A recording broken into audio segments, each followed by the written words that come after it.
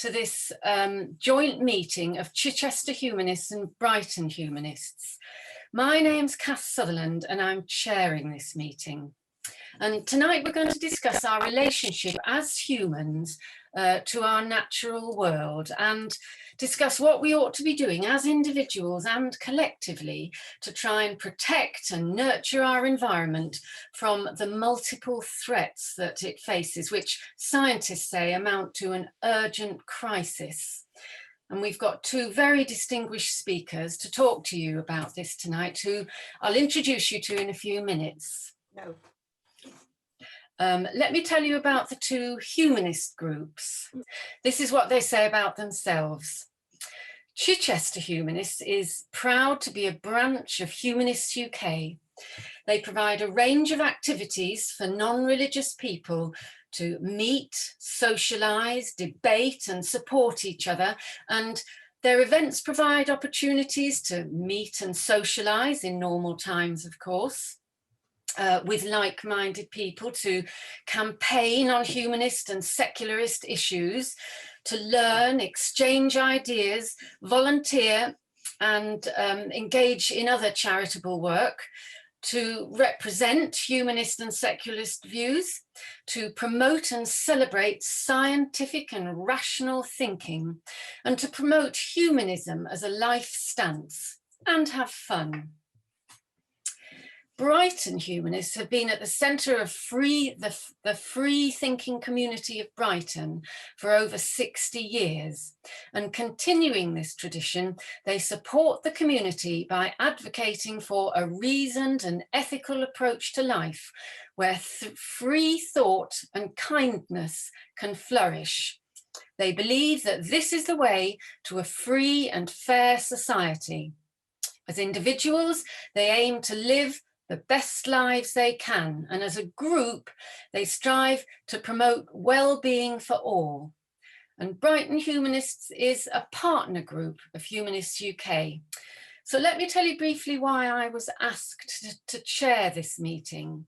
I've been an environmental campaigner for many years, and I'm one of the volunteers on the steering committee, which has for the last 2 years been setting up Humanist Climate Action, which is a section of Humanists UK, and which is going to have its official launch on the 13th of May. So a group of about 8 of us started discussing what Humanist Climate Action should be and what it should be called even. And we came with a very different set of ideas and backgrounds, and it's a considerable achievement that we've actually managed to arrive at a common agreement and set of policies about what HCA should do and say. HCA should be encouraging non-religious people to play our role in making the change happen that is needed urgently if the prediction of climate scientists are true, or if the terrible predictions are to be avoided. We had a range of opinions about what the emphasis should be. We've arrived at a consensus that contributing to public pressure on governments and corporations to make those changes and put those policies in place is a priority. So we encourage non-religious people, or we're going to encourage non-religious people, to make their voice heard by politicians and people with power and influence. This doesn't have to be done by joining HCA.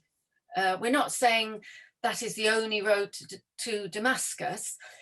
People can join any campaign group that they feel comfortable with. It might be protecting and developing their local nature reserve. It might be the Royal Society for the Protection of Birds, which has been campaigning fantastically for many years on climate change. It might be Extinction Rebellion, Greenpeace, Friends of the Earth, or a local campaign to save trees like the one that happened in Sheffield. But we encourage people to be part of what I think of as the environmental movement, which is creating the demand for change and which has already had a very big influence, but unfortunately not yet enough. So how we live our individual lifestyles matters. Choosing to reduce meat consumption or reduce car travel or flights, for example, we have to practice what we preach. And those lifestyles will create a new culture, which in the future will have to be the norm. However, the big international changes that are needed to the way we travel, manufacture, heat our homes, grow our food, fish, etc., can only be achieved by changes in international and national policies and laws. So that's going to be the primary focus of humanist climate action. And I would say, and this is more me talking than humanist climate action, that it's very obvious that politicians aren't going to make the changes that are needed by themselves. Despite the government announcements this morning, they're actually behind on promises about the environment they've made in the last few years. I think that only the mass pressure of the electorate, of ordinary people, letting politicians know that that is what their voters want, that we want those changes to actually implement the policies, not just make headline-grabbing announcements. Only that pressure from the bottom up, a peaceful movement of ordinary citizens, will create the sufficient demand for change to make it actually happen. Now, let me introduce our two speakers. Firstly, I'll just tell you a little bit about Tony Whitbread. Tony is the former chief executive of Sussex Wildlife Trust, and he's now their president. He's an ecologist who's been a national spokesperson on woodlands for the wildlife trusts. And being an early advocate of rewilding, his main interest is in landscape scale conservation and the functioning of ecosystems. Tony's written articles and reports on natural processes since the Great Storm of 1987 for British Wildlife, and in 1997 and in numerous publications for Sussex Wildlife Trust. And this has driven a strong natural partnership between the Trust and NEP Rewilding Project, which Tony's also very involved in. And Tony's a regular speaker at conferences and on the radio. Paul Hannam is an author and psychologist and has worked in the environmental sector for over 20 years. He taught environmental management at Oxford University, and he's had 4 books published. Paul is also co-chair of Greening Staining, and gives regular talks on a wide range of green issues. In his professional work, Paul specialises in working with environmentally and socially responsible leaders who want to achieve both success and significance. And Paul and Tony have worked together before. So now I'm going to hand over. I'll switch slides. There you go. A nice inspiring slide. You probably recognise it, one of the most famous photographs ever taken. It was taken at the end of 1968, and it's called Earth Rising from Apollo 8. And when many people saw this photo, it fundamentally changed the way they saw our planet. It told a new story about our world. For the first time, we could really see our Earth's beauty, and that we were a tiny, pale, blue, fragile dot floating in a potentially lifeless universe. And tonight I want to talk about stories and how we see the world around us and the universe. And I want to talk about a really transformative story, the story about what it means to be human. Because as we look at Earth, we should be grateful, loving stewards, celebrating and caring for this extraordinary planet that gives us life.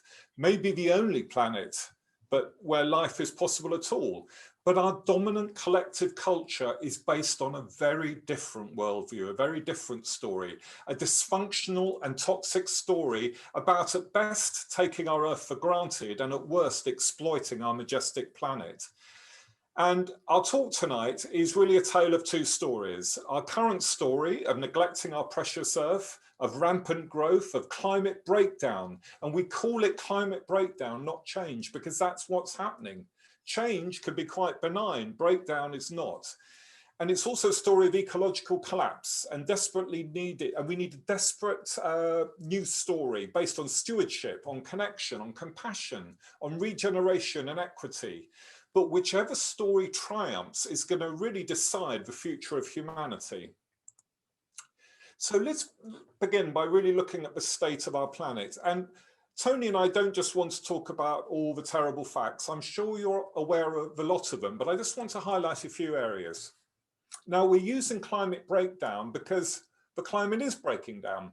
For more than 10,000 years, we've had a relatively stable climate, but since the Industrial Revolution, that's all changed. Excuse me. So 2020 was the warmest year on record. 5 of the last 6 years have been the hottest in recorded history. We've seen record temperatures in the Arctic Circle. We've seen Greenland ice melting to a point of no return. We've seen record wildfires in places like California, Siberia, Australia, and something that could be worse than any of these, which isn't really covered in the news, is the Himalayan glaciers are beginning to melt.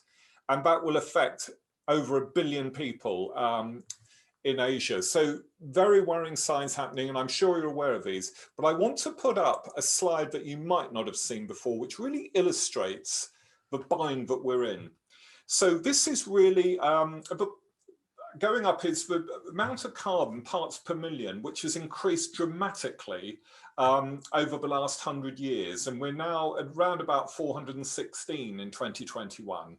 But you'll also notice along the bottom is a graph, and these are all of all the years and all the big international agreements we've had. We had the WMO conference, we had James Hansen's testimony to Congress, where people suddenly realized the scale of a problem, the UN Climate Convention, all the way to the Paris Agreement of 2015. And this year we've got COP26, of course. And notice what's happened. All these agreements, yeah, the parts per million just keep on carrying up and up and up. And this is extremely worrying. And it really shows that knowledge does not lead to action. We've had the knowledge about the dangers and risks of climate breakdown for decades now, but the trend is only going in one direction. And let's hope that the agreements lead to real change and we can start to bring that curve down. Because the fact is, greenhouse gases are at their highest level for 800,000 years. And if we carry on in this trajectory, we're really entering a disaster movie in which we are characters. And the fact is, if we don't keep the limit to 1.5 degrees for rise by 2030, we're in serious trouble, and this could lead to runaway climate change. So this is a point I really want to get across tonight, is that we have to cut emissions by half in the next 9 years. And if we don't, we will not hit our limit of maintaining the rises at 1.5 degrees centigrade. So think in those terms of cutting emissions by half in the next 9 years, what that actually means in order to avert dangerous climate breakdown. I just want to talk for a moment about the cause of our crisis. I'm sure everybody here has their own view of how we ended up in this mess. Some people attribute it to overpopulation, others to excessive consumption, some to Western materialism. Many, of course, to fossil fuel industry and the lies that they've spewed out over the last decades, like the tobacco industry did in the 60s and 70s. But Tony and I and many other people believe the root cause of our problems is the collective human story that we're telling ourselves. Now, stories are very important. In my work as a psychologist, where I'm working with individuals, groups, organizations, we all have stories that we tell ourselves about how we feel, how we think, what our values are, and how we act, where we've come from and where we're going. And we also have collective stories, and there's one big collective story that underpins globalism and our economic, social and political systems. And in terms of human history, this story is very recent.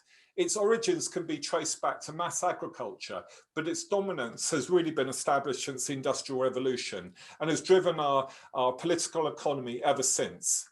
Now, sometimes this is called neoliberalism or Western capitalism, but it's really the source of our planetary crisis. It's a story of anthropocentrism, of human exceptionalism and entitlement. It's a story of reducing nature to atoms, that we live in a dead mechanical universe as opposed to a living system that many indigenous people believe in. It's a story of human self-interest and individuality. It's a story of endless growth and the conquest of nature with no respect to planetary limits. It's a story of exploitative capitalism and rampant corporatism. It's a story that our main purpose in life is to consume as much as we can, and more stuff will make us happy and fulfilled. It's a story that GDP is a measure of a society, not the well-being or compassion or community. And the problem is this story is deeply flawed and it's leading to terrible consequences. The story is catastrophic for a world approaching 8 billion people living and working in a global economy based on fossil fuels. And over the next 20 or 30 years, if we don't change, we're going to see the collapse of agriculture. Did you know we've lost 40% of our topsoil in the last 50 years? This will lead to widespread famine, more and more droughts. Climate breakdown is also hurting the poorest and most vulnerable. It's a significant moral issue as well, because we don't distribute wealth equitably. We have very damaging externalities, out of sight, out of mind. We don't see carbon dioxide. We don't see ocean acidification. We don't see our waste being exported. And this is going to lead to mass migration, and it's very harmful to our well-being too. So, you know, part of the problem really is this idea of corporations and profits have been absolutely dominant. It is the dominant value system of our world. David Corton wrote a beautiful book about 30 years ago called When Corporations Rule the World, and they really do. We're seeing it in football this week. We're seeing it in everything. And many millions have bought into this corporate worldview that we're selfish, competitive, status-seeking, and that more wealth, more growth, and more stuff is all we need. We buy things we don't need with money we don't have to impress people we don't like. That is majority of people in the world, and certainly in the Western world. So what we desperately need is a new story. We have to write it as soon as possible and put humans first and put species first, not profit. We can't change science, we can't change our physical and biological limits, but we can change our values, we can change our culture, and we can change our story. For a story is written, it can be rewritten. And we need a story that prevents climate change and climate breakdown and ecological collapse. And I think COVID-19 has been a real opportunity. Of course, it has been a disaster and catastrophic for the 3 million plus people who've died, but it's also been a chance to pause and reflect on our predicament. It's shown that there is another way in which we can live, and that we can change our behaviour on a massive scale when we feel it's urgent and we need to.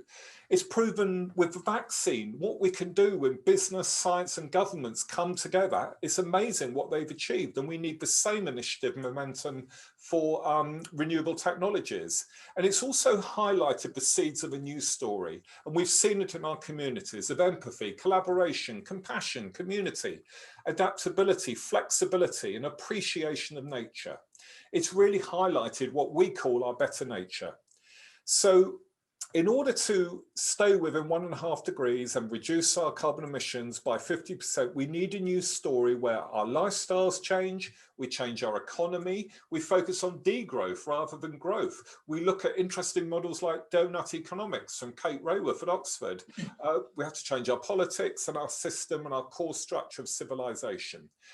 We want to write a new story about living and acting from our better nature. And we hope that you will join us on our mission. Thank you. And over to Tony. Thank you very much indeed, Paul.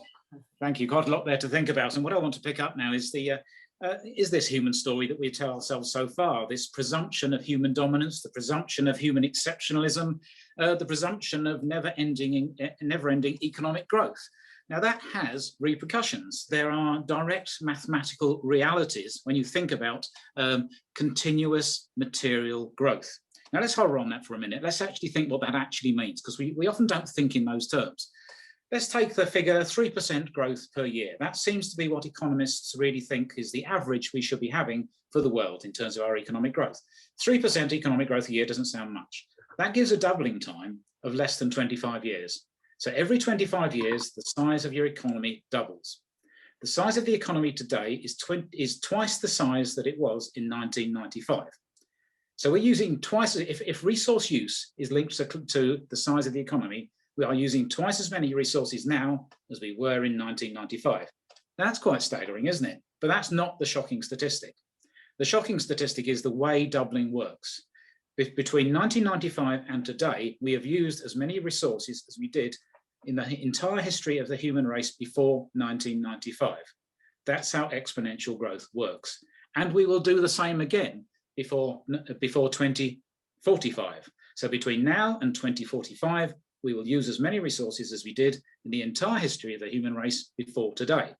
Now, there could be some good news in that what we all rely on is decoupling. So we get economic growth, which doesn't rely on increased resource use. And this does seem to be happening in some countries. But I'm very suspicious that actually there doesn't seem to be what's happening globally. And I think actually what's happening is we're exporting our problems. Britain seems to be achieving that, for example. I think we're exporting our problems to other countries, importing the resources and the manufactured goods from other countries. Overall, this is how the doubling seems to be work. We are using resources and creating pollution at an ever-increasing rate, and this is mindless. We can't carry on like this. Another good figures, we talked about climate breakdown. We signed the Framework Convention on Climate Change in 1992. Great. And we were going to solve climate change in 1992. But what happened? Since 1992, we have emitted more carbon dioxide than the entire history of the human race before 1992. We haven't done it, as Paul showed with those graphs. And this has inevitable impacts on Earth systems. It's not just a nice to have, it's not just a pity, it's not just the lack of a few animals that some animal huggers might like. It has an impact on Earth systems. We've heard about the climate emergency. We're in an ecological emergency as well. The Intergovernment Policy Platform on Biodiversity and Ecosystem Services, a name that rolls off the tongue, that estimates that there are 1 million species at risk of extinction. I think we only know about 10 million species, so that's a lot. A lot of scientists now think we're at the beginning of the Earth's 6th mass extinction. The last one saw off the dinosaurs. Now that's how big the size of the crisis is today. Some statistics, there's loads of statistics we could quote, but let's look at the mass, the volume, the weight of all the mammals on Earth. So take all the mammals on Earth. 96% of the mammals, 96% of the biomass of mammals on Earth are either humans or are livestock. Only 4% is everything else. Only 4% for all the elephants, all the kangaroos, all the badgers, all the mice.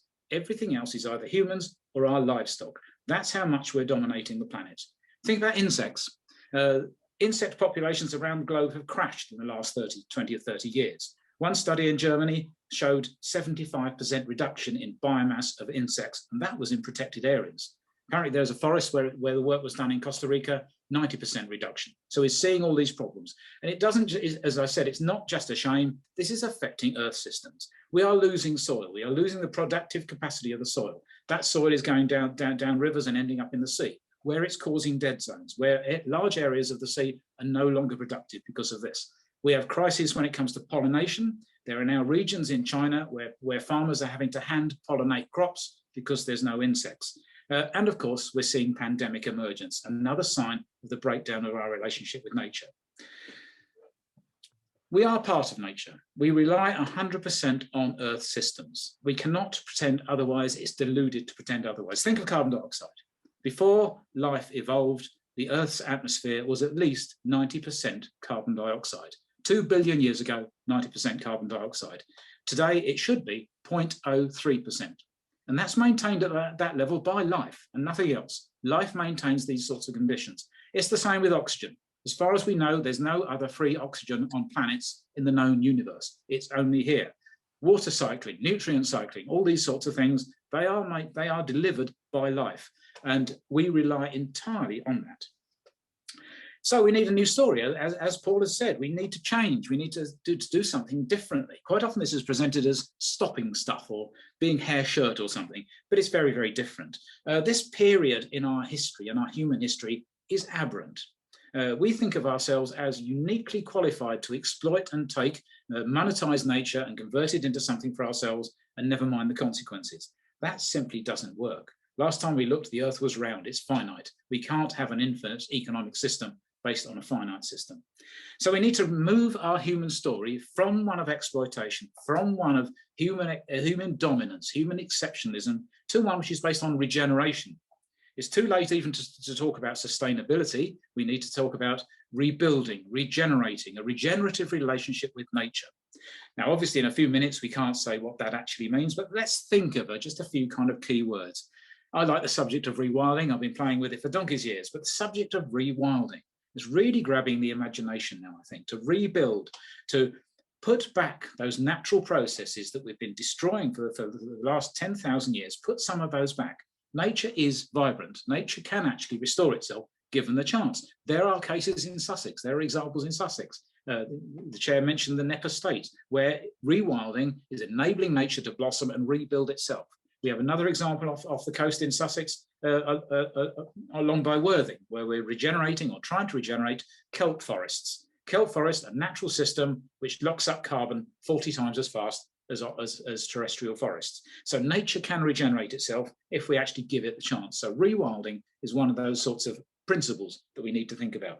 Secondly, regenerative agriculture. We think of agriculture as perhaps being very damaging, which it has tended to be, but it can be incredibly building as well. And the whole principle of agriculture, which regenerates soils, doesn't mine soils, agriculture which brings back biodiversity rather than degrades it, which rebuilds hydrological systems, which brings back the pollinators.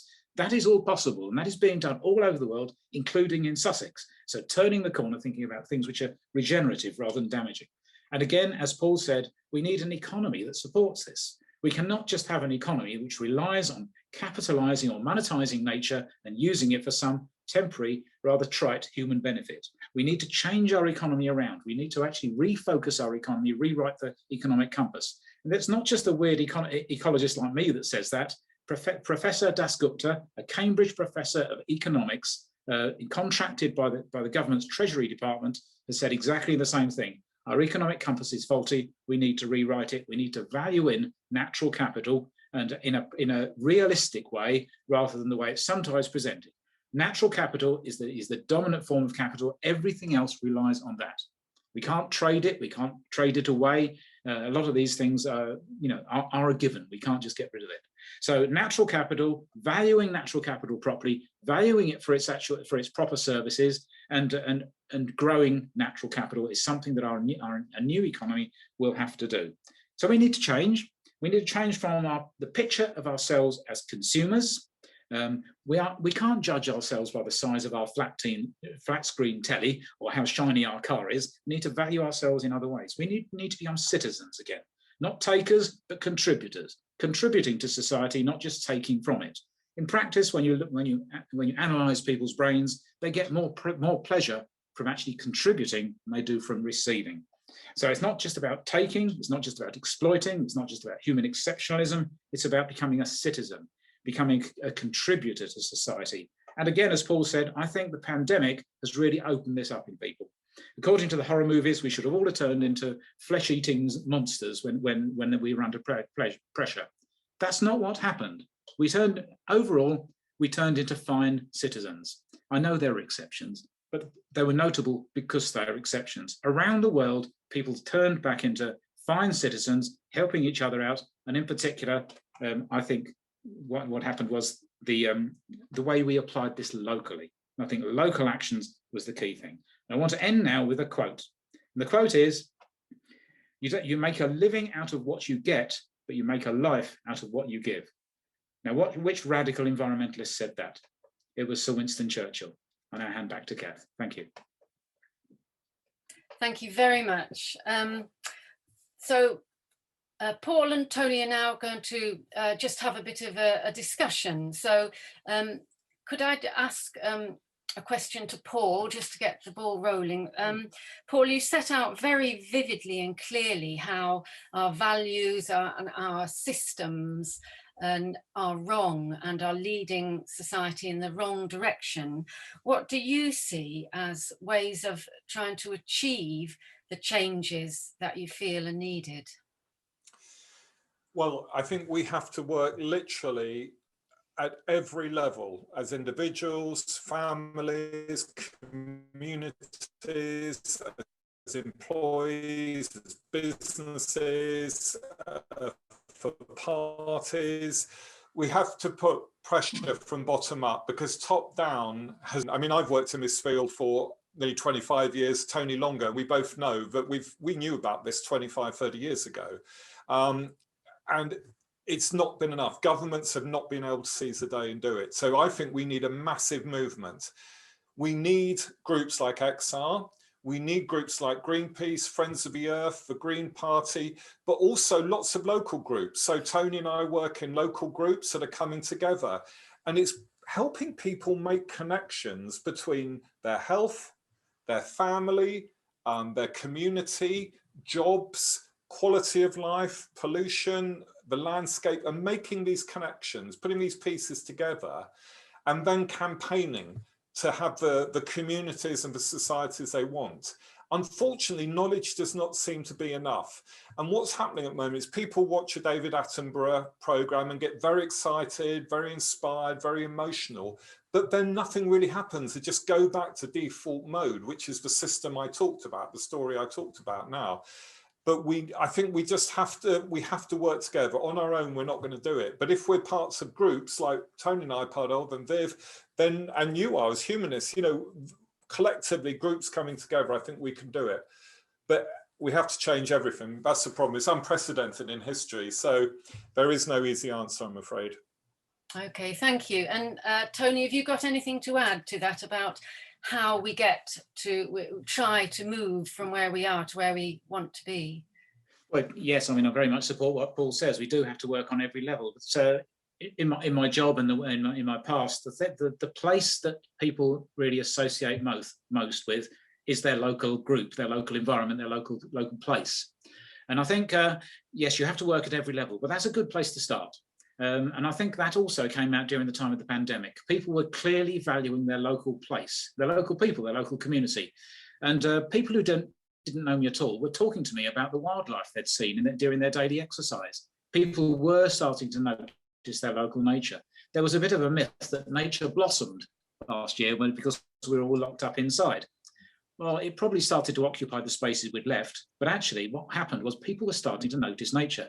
And they're starting to actually realise that this is actually really important. We need to look after this for no other reason that it's really quite nice. So I think, you know, this whole thing about at least starting off locally, recognising your local nature, recognising your local groups, how you can work with your local groups, how you can actually contribute something. Join a group for not for what you can get out of it, but for what you can put into it. And then you'll get more out of it. But actually also, once you're in groups, you can then work together and you can then start to, well, you've then got the credibility to actually make pressure at a higher level as well. So you know, this should be a whole is greater than the sum of the parts thing.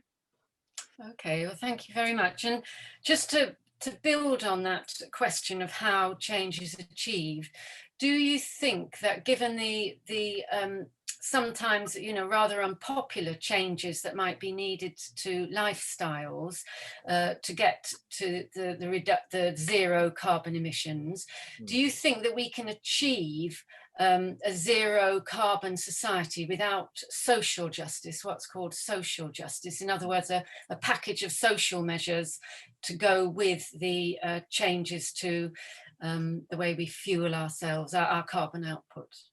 Well, yeah, I mean, from my perspective, I think it's worth looking at the United Nations SDGs, Sustainable Development Goals, because what they do is weave together sort of social, economic, political and environmental goals. And the two, they are inextricable. We have to look at a wholesale redesign of how we live. Now, a lot of people will call that socialism or revolution. That's down to them, but we're being impelled and forced by the science. And we have to really make those massive changes. But what I'm interested in, my work in psychology, is the fact that there is a huge amount of evidence that the link between happiness and money is a complete myth. The happiest countries in the world are not happy because they have the highest standard of living. They're the happiest because they have the most equality. If you look at Scandinavian countries, the gap between rich and poor is dramatically lower than it is in the UK or the States or Canada or Australia. And they're far more cohesive countries. They're countries where you pay higher taxes, but you have a great health service, great education, great paternalistic approach, looking after people. Community is much stronger. And that's what we're going to build on, the real sources of happiness, not the mythical sources of happiness. I think there's something in your question about equity. Can we achieve these changes that are necessary? If we don't do it in an equitable way? And I think the answer is no, we can't. And we've seen examples of where this has gone horribly wrong, like the what they call the green vest, whatever it was in French, in France, when the green vest people responded to I think it was change in field duty or something. What we sometimes see is the pressures from changes being forced upon the people who can least afford to make the changes. And it needs to be the other way around. Yes, we're all going to have to change, but some people are going to have to change more than others. And unfortunately, maybe fortunately, that's going to be the rich. The richest part of society are going to have to change most. We can't just make this all the problem for the poorest in society, because that's where we are at the moment. The problems of climate change, the problems of ecological breakdown, they're all going to impinge the poorest worst. And the answer can't be to, therefore, make it all their problem once again in some of the answers. So we need to make changes, but it does need to be equitable. And actually, if we don't make those two things marry up, then we'll end up with protests against the changes that are necessary. So the two have to be finely tuned together. Right. Thank you very much. Thank you. And just looking at some of the predictions you've made about the breakdown happening over the coming decades, what do you see as the kind of most dramatic or impactful implications for our lives as humans? I mean, do you see food shortages as the first thing that will really cause serious problems? Or well, it's funny, 20 years ago, I gave a talk saying that the biggest cause of wars in this century would be environmental. A lot of people looked at me and thought I was mad. But I think we're going to see mass migration on such a massive scale due to drought, due to famine, due to environmental disasters, that we will see hundreds of millions of people, potentially 1 billion people, moving around, which will dislocate societies, cause massive upheaval and massive wars. And I think that will be one of the biggest areas. We're going to have more extreme weather events, but unfortunately that's going to affect the very poorest and most vulnerable the most. But climate breakdown isn't just about getting, or climate change isn't just about getting warmer. It's about having far more extreme weather events. And the whole world's food system is based on predictability and stable climate. That's the breakdown, and that's a huge danger that would undermine society. And there's so many disastrous scenarios, we could be here all night, but don't want to be too depressing. Yeah, I mean, I'd agree with that. I see the mass migration as going to be a major thing all around the world, but it'll impact everywhere. And by the time we see it, the worst situation will be, we'll have forgotten all about the ecological breakdown. We'll be blaming other cultures in one way or another. And I think I want to change the tone here, change the frame slightly by saying there's a difference between prediction and projection. Projection is looking at what we have now, looking at scenarios, what we have, and projecting them forward and seeing where you end up. Now, that is absolutely dire. If we take a projection of where we are at the moment, the feeble efforts that we've done to address this problem, we end up in the worst place possible. Prediction is very different. What do we actually think might happen? Well, I think because those projections are so bad, the prediction is that we are going to do something about it. We're not going to be stuck on this track forever. We are going to be changing this. And I think my prediction would be that actually we'll start to see these things increasingly addressed in one way or another. It'll start to become much more something that we do. Now, yeah, okay, we're seeing governments everywhere saying wonderful things. They've always said wonderful things. They're not meeting the targets they've said so far, so why should they meet now? But they're not going to get away with that forever. Governments don't lead, people lead, governments follow them. So this is where I think it's important for us, to actually change those projections into a prediction of change.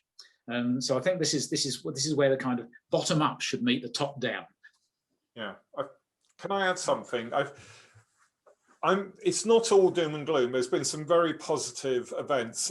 The most important by far is the victory of Joe Biden, not just because Trump would have brought us all crashing down another 4 years there, but because Biden is the real thing when it comes to tackling climate problems and ecological problems. He's investing literally trillions of dollars in the green, they call it the Green New Deal, but in building infrastructure around renewable technology and changing the whole infrastructure of the US, primarily to create green jobs. This is true.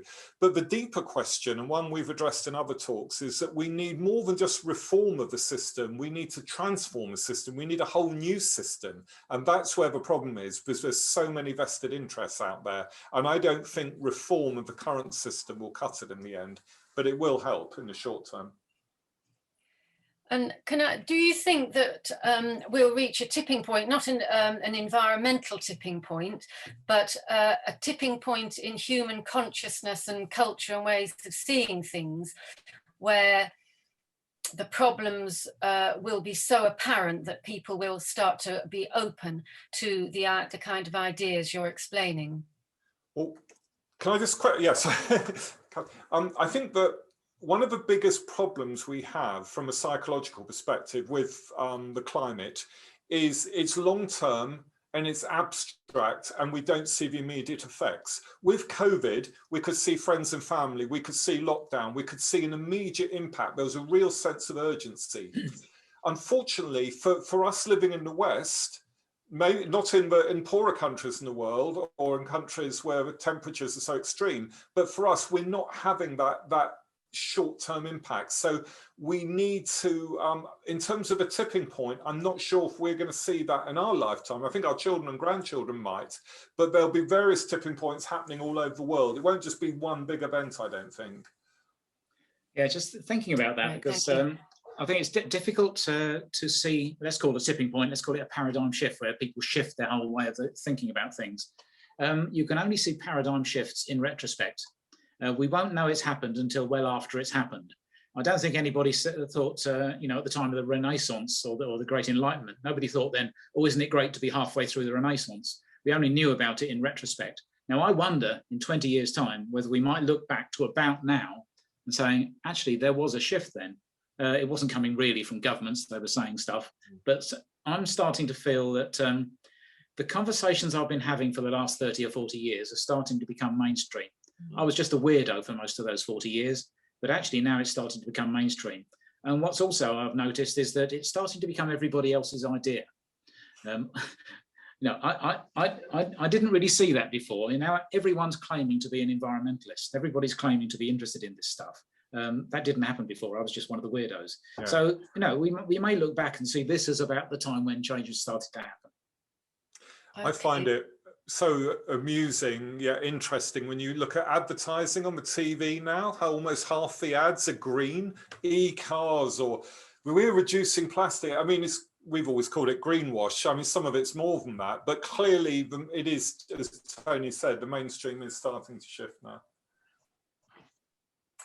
Well, thank you both very much. I've got a lot of other questions I would have liked to have asked you, but I think it's time we hand it over to everybody else. So I know that Kat is going to feed me some questions, but meanwhile, I've jotted down a couple that I've just happened to notice in the chat.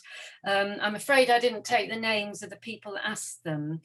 Firstly, I think I know what you're going to say, but could you just comment on the government announcement last night that they're moving the target date for the reduction of CO2 to 80% of the 1990 level from 2050 to 2035. So who wants to go first? Right, shall I go first? Yes. I mean, we're often asked about government targets and government phrases. I've been asked over the last 30 years. On the one hand, I think we should kind of ignore them. They're always saying things like that. But on the other hand, we should take them very seriously and say, therefore, these are the repercussions. This is what you need to do. So yes, we can't just accept people standing on their hind legs and saying wise things. We've got to say, well, the actions have got to follow, and they haven't followed so far. We can't claim to be bringing forward the targets for climate change whilst spending at least 27 billion on new roads, whilst opening new airports, whilst opening coal mines in Cumbria, whilst funding fossil fuel extraction elsewhere in the world, and possibly here, actually in the very hills of Surrey and Sussex, and also in the North Sea. You can't face both ways. You know, we may be at some sort of cusp now where a decision will have to be made. You can't just say one thing whilst doing another. Mm. Okay, thank you. And thank you. And another question, perhaps a good one for Paul, is what is it, do you think, this is by Aaron, what is it that do you think makes people deny climate change and not face that truth?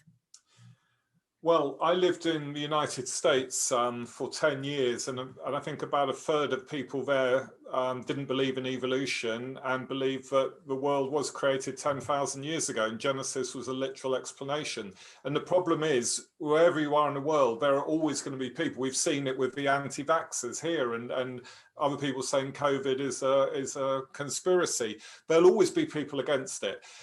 I think that's that group, the extreme group, but a lot of people are overwhelmed. Some people are overwhelmed. Some people are in denial out of fear. Some people think it's somebody else's problem and it's not mine, and I just want to get on with my life and my family and my, you know, earning money and making a living are what matters. But I think climate denial now is far rarer. Say when 20 years ago, when Tony's, you know, and I were really very keen on this, we were in a tiny minority. Now the vast majority of people, certainly in Europe and more now in Canada, in the US and other places around the world, really get it. But at the end of the day, it's knowing these facts are not the same as doing something about it. And that's, for me, the biggest problem, is how we turn knowledge into action, information into real practical action and measurable results. And also, governments have been woeful at that. Sorry. Yeah. Can I just add also some new fronts on the climate denial front as well, because actually we're seeing a slightly different agenda now, not outright denial, but attempts to add confusion, attempts to add unsureness into something which is actually pretty sure. No science is ever settled. Gravity isn't settled, we don't know about it, but try jumping off a cliff and claiming it doesn't exist. So science is never settled, trying to add confusion and also trying to add delay. We're not quite sure yet, we need more science, that sort of thing. These are the new fronts in climate denial. People are starting to say, oh yes, we believe it, but you know, have we really got the details right? Should we really risk so much on this? And this is another form of denial. Yeah. So I say we need to look for these new fronts in denial. Thank you. Okay, well, we've got lots of questions, so we'll move on. Rebecca asks, how do you think we can start to tackle the socio-cultural messages that people are inundated with that make them believe that they need consumption to be happy and successful? And that's actually linked to another question in the chat, which is, Tom asks if it's a problem that the advertising budgets of corporates will drown out the truth. Well, they're both quite complex questions. First of all, in terms of advertising budgets, yes, I mean, no question. I mean, the media is owned by a few very wealthy people. But what's interesting, I'm also a big football fan, and today is very illustrative because we all know about this Super League that was set up. What you might not know is that tonight, Chelsea and Manchester City have pulled out in response to fan reaction. So it does show that I mean, football is far less important than, you know, what's happening to our environment. But when people come together and really coalesce, but they can overturn corporate greed. So we need to get the same enthusiasm here. But what's happening with corporations is almost all of the big ones now are jumping onto the bandwagon, and we're going to see more of this advertising, more of these, quote, green products. What we really need is a very clear measurement system for knowing what's greenwash and what's real. And just as we know GDP is a very simple way to measure the economy, we need exactly the same for these new changes. Now, in terms of shifting people away from consumerism, that, again, is through education, in my view. It's through reviving things which really make us happy, like being in nature, like community, church, even, you know, I know we're here, but a lot of people find through various spiritual beliefs a great deal of friendship and meaning and purpose. And it's down to all of us to find meaning and purpose. I think education has to fundamentally change, though, because at the moment we're still out there producing consumers. But universities are basically businesses these days. Okay, that's great. Thank you. Now we've got a good question from Bob. What would you like COP26 to achieve? So, do you want to start, Tony? Yeah, one word, something. That would be nice. You saw the graph that Paul presented earlier. Yeah, we've had lots of these meetings. Yeah, very, very good people, all very sincere, I'm sure. But you look at that graph and you look at all the meetings, and there's not been one dent in that graph. So it's got to produce something. This is our last best hope. So we can't just make wise statements in advance and at the time. We've got to see real change, real activity change. So it's got to achieve something. Now, what is the something? What is the activity which may achieve something? One bit of hope that I can see, which is way outside my area of expertise, is actually how the financial system is starting to pay attention. These are not nasty people who are out to destroy the world. They're probably some of the smartest people on the planet, and they're starting to pick up the agenda now and look at how new economic systems can work to actually change the way we actually do finance to actually help the environment rather than damage it. Now, I don't know what on earth I'm talking about, but actually I see the interest of the finance sector in trying to change the way that works. I see that as perhaps something that will help change on a larger scale. Okay, Paul? Yeah, I just want to add to that. Tony's hit a very important point. I saw another question about economics. Yes, we have to change the economic system, and that means divesting in fossil fuels. It means changing carbon tax, changing carbon policy, but above all, building in externalities. So we're actually paying for the, all the CO2 we're pumping out because it's not factored into the economy at the moment. When you do that, things will change rapidly. Yeah. Okay, thank you. Now I've got another comment, which I think is a question, but it's not given as a question. It's from Dave, and he's commenting on something both of you said, which is that you have to work at all levels, including the local. No, he doesn't go as far as the personal, but commenting on what Tony said about working locally. Local is great, but not going to be anywhere near enough. Local doesn't impact Brazil, Russia, China, or the USA. We need to set an example, but we're tiny.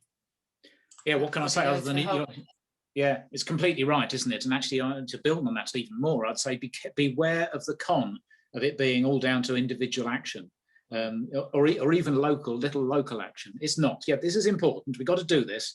But actually, I think some of the big firms would be delighted if it was all down to us and they could get off the hook scot-free. No, we have to do a lot more. So actually, the biggest changes are going to have to happen high up. But actually, it's still good to work locally. Linking back to one of the earlier questions and how we're going to change people. I think quite often in the environment, we got it wrong in the past, saying how bad things were and how you're going to have to stop all those nice things in order to do nasty things. It's not a very good message. The way we ought to be saying this is actually by presenting something which is much more fun, much nicer, much better, a better place to be than where we are at the moment. So not making something that you like worse, but making something that you haven't got better. Well, I saw it said somewhere, we are making enormous sacrifices for the sort of economy that we have now. We just don't actually appreciate that. So we're sacrificing to support the economy. It's not helping us. We need to move to a system where we're actually getting more benefit. Okay, thank you. Now, I've got another comment here, which is perhaps challenging what you said. Was it Tony? I can't remember whether it's Tony or Paul who said that Joe Biden being elected was the single most important thing that happened. So Greg comments that. Yep. I'm here in the States, so he's listening in from the States, welcome. And Biden isn't all on track to cut emissions in half in 9 years. And he also refused to cancel the Dakota Access Pipeline. Better than Trump, yes, but we need Bernie Sanders to be truly on the right timeline. Now, would either of you like to comment? Let me get, one, I should comment, was I was a member of the Democrats when I was living in the States, and I thought Dakota had been cancelled, but maybe I'm wrong. But first of all, I was definitely voted Bernie Sanders, no question. But we have to look at the contrast. Trump was the worst possible leader, not just for the US, but for the whole world. He stymied and prevented and blocked any progress since Paris in 2015, pretty much. with Biden there, just the fact that Trump's gone, and I'm afraid, although I support Bernie Sanders, I'm pretty certain he wouldn't have beaten Trump, and most political commentators believe that if you look at the actual states that he won. That's another argument. But Biden is doing a lot, in my view. He's put John Kerry in a central role. He's been meeting with the Chinese, and John Kerry is a very experienced man. He is investing billions in changing the infrastructure, but of course he has to get it through the Congress and the Senate, and that is not easy at the moment, so it's really complex. But above all, Biden will start to make changes globally. That's a big thing. Now Boris is getting more on board. Now other countries are coming, and I think, and Joe Biden has put COP26 as a priority. Can you imagine what Trump's view would have been of it? So it's not perfect, I agree. There's a lot of work to do, and they might not hit the targets, but compared with what it could have been, my God. Okay, Not thanks. a phrase I should use here, but you know what I mean. Okay, now we've got another question here from Roz. When might it be compulsory for people to do the right thing rather than just to be encouraged? For example, stopping local communities concreting over gardens and destroying the ecosystem for essential insects. So is encouragement the superior path to legislation or compulsion? Yeah, it's an interesting question. I mean, we automatically think towards, oh, that's the wrong thing. We must force people to do the right thing. And even if we did that, it wouldn't stick, would it? Because people would fight against it. I think, you know, there is a role for legislation. There is a role for actually saying, no, there are limits on what we do. But actually, there are loads of other ways of doing things as well. Financial messages, actually proper costing of things. If we actually paid the full cost of factory farming, for example, it would be far too expensive to do. If we paid the full cost of some of the energy producing methods that we have at the moment, if we paid the full costs of climate change, whenever we bought a gallon of petrol, we wouldn't be able to afford petrol. So actually paying the proper costs is probably a better way of doing it. Because at the moment, many of the things we're doing and we're getting something, but we're not paying the cost. Now, there's another name for that. It's called theft. Now, we're taking something without paying for it. So I think there's a lot in our economy which is actually very wrong. We can probably not get all the way, but we can actually do a great deal by reconciling some of these problems. I've heard somebody argue that actually we may not have had any economic growth at all for about the last 10 years because the hidden costs of the economy in terms of the way it's damaging the environment, and therefore the real but hidden costs that's causing us, outweigh any superficial economic growth that we actually measure. So we're hiding a lot of costs and imagining that it's not there. Of course, everything looks good if you only count things positively and you ignore the negative. And that's where we are. So I think a lot of what we need to do is about giving the right mechanisms. I resist the idea of making everything into legislation. We probably do need to do more with legislation, but I think I'm careful about doing too much by force. Because somebody else could get in and force us to do the opposite. Yeah, and the Gilets jaunes movement in France is an example of what can happen if you try and compel people too much and then you get a big reaction against those progressive measures. That was the phrase I was trying to think of earlier. Yes, that's right. Okay, thanks. Well, I think what we should do now is hand over to people who want to ask a question by putting their hand up and then asking their question themselves. How do you feel about flat pack democracy as a way forward to encourage people to stand as their local climate alliance individual, where groups can come together and maybe, because it seems to me that businesses are making the changes that need to be made, but the councils, West Sussex, for instance, CDC, are just dragging their feet. They're just absolute dinosaurs. You know, there's a lot of narrative, but there's very little action. So I'm just wondering what your feelings might be on that. Gosh, an interesting question. Yes. Yeah, I've spent most of my working life trying to work with the systems, within the system. So yes, working with local authorities, working with county councils, government departments, trying to work within the system and try to drive change. And you feel that you're increasingly, I feel we're getting a sympathetic ear. Increasingly, I feel that I'm talking to sincere people. We probably always have done, but now it seems to be much more mainstream. And yet you're right, the changes are very, very slow in actually coming. There's a kind of inertia to overcome. Yes, we might do that, but we're locked into contracts for the next 10 years, etc., etc. So I'm not sure what the way through some of this is. Now, on occasions, we may have to say, no, the system is not working. We need to do something else. Maybe we get to a point and we say, well, no, actually, there is something much bigger or much more sudden that has to change. I think an example, the use of peat in garden products. We're still being told, yes, we're investigating alternatives, etc., etc. We're having exactly the same conversation that we had 30 years ago. There is no change and there's no movement to change. It now needs to be banned, full stop.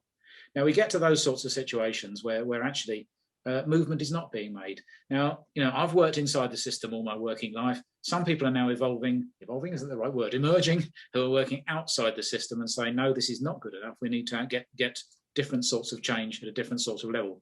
And good luck to them. I think actually, there is a need and a role for that sort of person, that sort of movement. So people like Extinction Rebellion, people like Greta Thunberg, working outside the system saying, no, you have not delivered. We need something else. So yes, I think we do need people working outside the system saying it's not working properly. Well, have you got anything to add, Paul?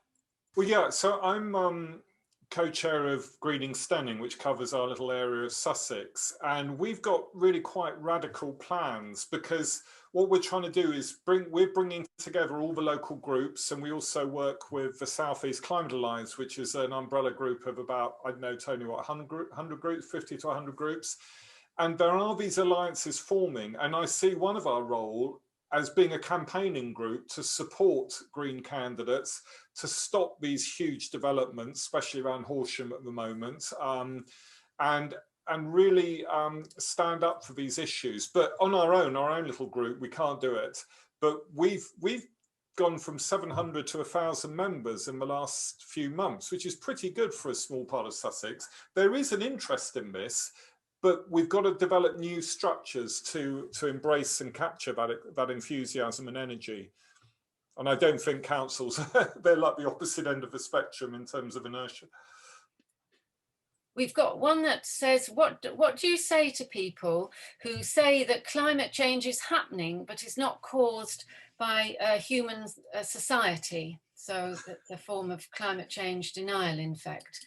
Who'd like to Just go to any website, go to the BBC, National Geographic, any government site, any university, and you'll find the answer. It's absolutely anthropogenic, and it's the connection between the growth of CO2 and carbon parts per million since the Industrial Revolution and rising temperatures, absolute exact. I mean, the evidence is so overwhelming. It's one of the most agreed parts of science. I forget the exact number, it was 97 or 98%. And you've got to remember, there are scientists who were secretly employed by the fossil fuel companies to dissemble people and deceive people about the dangers, just as the tobacco companies did. So any proper scientist will be, support that. Yeah, and there are plenty of graphs which show all the natural causes for changing climate, and none of them correlate with the graph that we're on now, whereas the only thing that does correlate is the increase of CO2 and other climate gases that we're producing. So it is a good question. It's the first question that ever should be asked, is, okay, we see something, is it down to natural causes? So it's a very good question. It's a question that was answered 40 years ago. There is no correlation with natural causes. Okay, thank you very much. Now, we've got a comment here which is perhaps saying that I think not only us speakers, but also perhaps some of the commentary is rather critical of fellow human beings. So it's from Stephen Milton, and it says, it feels a bit disdainful of humanity to be characterized, well, the way we are characterizing them here. People have moved dramatically over the last few years as priorities are changing. Can I say a few words? Can you hear me? Sorry, yes, go ahead. Yeah. Sure. I made that comment, and what I'm thinking particularly of is my daughters who are in their 20s and their circle of friends, and they certainly get it. over the last 50 years, I've seen lots of change. You see it in many walks of life. The City of London is already advising, or finally advising, I should say, that investing in companies that have lots of fossil fuels in their balance sheet is a complete waste of space, because they'll never be able to be used. And that's how our existing system, which is clearly not perfect, is actually making changes to it. And there are things, obviously, we're all going for zero carbon emissions at some indeterminate date in the future, but that's not going to be enough. We actually have to start reducing it as well. And there are some really exciting experiments being done for carbon dioxide capture out of the atmosphere. And if we were to spend something like 10% of the amount of money that we spend on armaments in this world each year, we could extract the carbon dioxide from the atmosphere very quickly. The problem always is that we've got a balance between the immediate pressures and the longer term interests. As I think, I can't remember if it was Paul or Tony who said it, you know, there are some pressures which are short term. Over the last 30 years, the amount of absolute poverty in the world has actually gone down dramatically. So GDP growth on a global basis has taken people out of abject poverty. Of course, we need a society that needs to be fairer, because otherwise it implodes. And that's, you know, this isn't the first time we've gone into a society where it has been grossly inequitable. And I'm very optimistic that the political movement will be towards a greater degree of fairness, and that'll also help. So that's where all of that comes from when I say I don't think we should be too pessimistic. Okay. Without being complacent, of course. Yeah. You made some very good points. Yeah, I come back to this graph that yes, there's been developments. Yes, there's more awareness. Yes, there's more consciousness. Yes, the City of London is doing this and corporations doing that. And we've got renewable technologies and Teslas and everything. But the facts are inexorable and they're going up and the actual pace is increasing. And let me give you one thought about this. China, as many of you know, is one of the world leaders in renewable technology. They are investing trillions to become the leaders in renewable. They're doing huge amounts of work in their infrastructure in their cities. But did you know they build more new coal mines and plants every year than you have in the whole of the US? And that's the problem. You know, we have to look collectively at the big picture and measure what's happening. And until we can get this graph down behind us to flatten, we are in serious, serious trouble, because we reach a point where we get runaway climate change, then it's too late. You know, clearly you're right, but the world economy is a massive tanker and it takes a while to turn. I was in Mongolia 2 years ago looking at one of the big coal mines there, and their coal all gets supplied into China. But the contract is only for 5 years, because China knows damn well that after 5 years, they're not going to be able to use it, even though that particular coal mine has probably got reserves for about 30 years. It is complex. I mean, China, India are still building huge amounts of coal mines, and they're looking for cheap fossil fuels, because for them, their highest value is still economic growth. China and India know their societies could collapse if they don't deliver this constant economic growth. And that is a higher value to them than climate change at the moment. Now, that might change, and it is incredibly complex, I agree. Yeah. Can I just go from the very big to the very small as well, because I come back to the pandemic and a comment I made earlier that, you know, according to the horror stories, you know, as soon as society was put under pressure, we'd all collapse and we'd all be fighting each other and eating each other or something. That's not what happened. People did turn into fine human beings all around the world. Now, we know there are exceptions, but actually that's not generally the case. Around the world, communities automatically form themselves very often to look after their weakest members.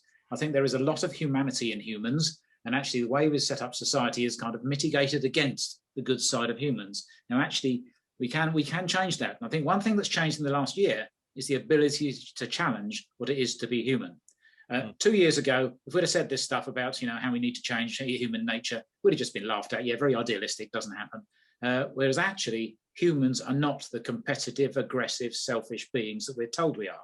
We are actually automatic community formers. We're automatically empathetic. We automatically help each other. We automatically value our local spaces. And we always have been. Yes. We always have been. It's not something that's new from the pandemic. We always have been that. Absolutely. In fact, for 200,000 years, about 190,000 years, that's what we were like. And it's only in the last 10,000 that we've wavered from it. I don't think we have. I think we're still there. You're right. I'm an optimist. Okay, thank you very much. We haven't got much time left, so can I just move on to another question? This is a more scientific question from Dave. Do we focus too much on CO2 and miss the massive importance of methane? So I don't know, Tony, do you want to take that? Well, yes, I think we probably do. There's a lot of things going on, and methane is very important, and often the figures are quoted are often wrong. Methane is 20 times as bad as carbon dioxide as a greenhouse gas. That's averaged over 100 years, which isn't very useful. Methane is about 80 times as bad as carbon dioxide over a 20-year period. So it is very bad news. The advantage and the reason for the difference of those figures is because methane doesn't last very long in the atmosphere. And this is where there's some controversy about how bad methane is. But as far as I can see, it's pretty bad news. And it's also a ticking time bomb. If temperatures go up too much, then we start to lose large amounts of methane from the permafrost, for example. So this is what people are very worried about. I'm not sure where the science is at the moment, but it's something that's really worth watching. Can I just finish with one very quick question from me, which is a practical question, because people talk a lot about the changes needed in agriculture and seem to talk a lot about going back to mixed farming or more organic farming. But in fact, a new form of agriculture, which is spreading rapidly around the world, is vertical farming, which allows a high amount of food to be produced in a very small space and releases a lot more land for rewilding. Have you got any comment to make about whether you're pro or anti vertical farming? Yeah, there are all sorts of farming techniques which I think people are playing with all around the world, not just here. I mean, I mentioned regenerative agriculture, which is quite a wide spectrum of things. Forest gardening is another one. Forest food gardens, again, takes the kind of layered approach. Permaculture has a similar approach as well. In fact, the way we do agriculture, the way we do large-scale agriculture at the moment is pretty inefficient. It doesn't make very good use of land. And if you actually cost in the amount of inputs as well, it's pretty inefficient. Even without the inputs, permaculture can often produce vastly more food per acre than on our most productive farms. So actually there are different ways of producing food. And I think some of these will become a lot more common. There's a lot of diversity in agriculture at the moment.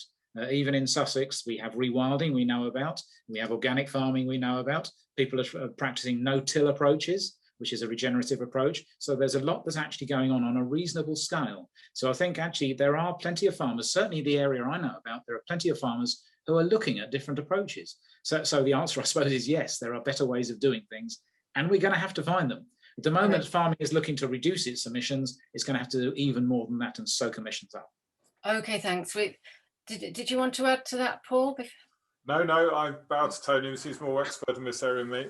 Okay, thank you very much. Well, unfortunately, that's all we've got time for. So thank you very much to Tony and Paul. It's been an absolutely fascinating discussion, and I've certainly got a lot of things I'm going to pick up and do more reading about after, a lot of new things I've heard.